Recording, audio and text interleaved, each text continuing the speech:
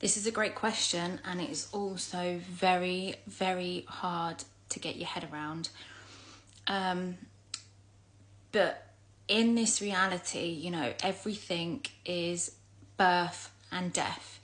Everything in our reality has a beginning and an end. But in reality, energy doesn't die. It just transforms. It can transform into different things. And I know that's kind of hard to get your head around, because Source or God, or whatever you want to call it, is just something that has always existed. It doesn't have a beginning or an end.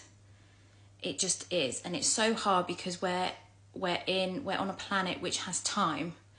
You know, we age. We have to watch some of our loved ones die. But in reality, it's just death of the body. And sometimes it can almost send you into a panic attack, because you think, well, sometimes people are scared of dying, but also the thought of going on forever and never ending is also very scary to some people.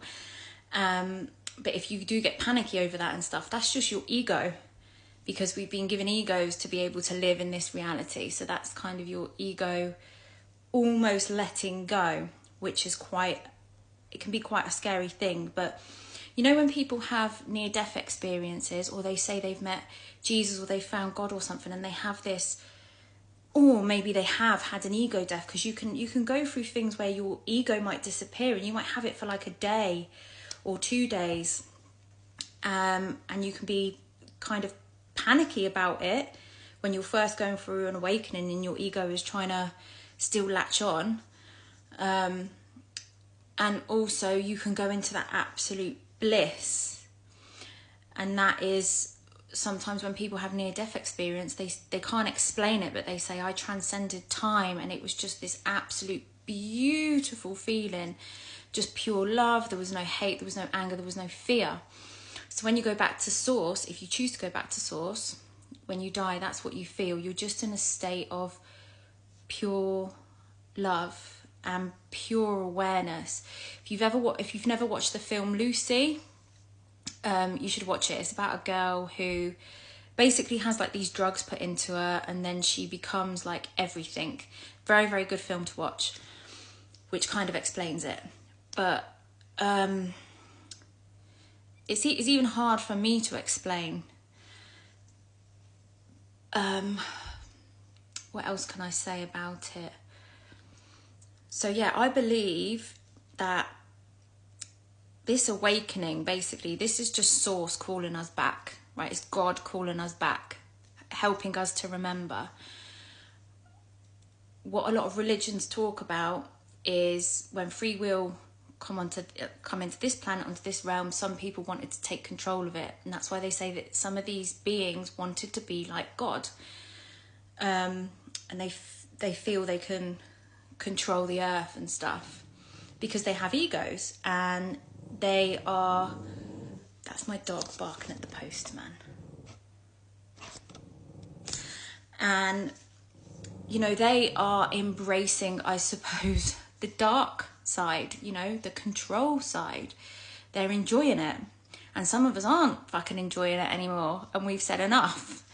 And we want to go back to Source. And because Source gave us all free will, I don't necessarily believe that it wanted all of the horrible abuse that is in the world and stuff, but by giving itself free will to be able to experience itself, it also gave us the will to be able to create.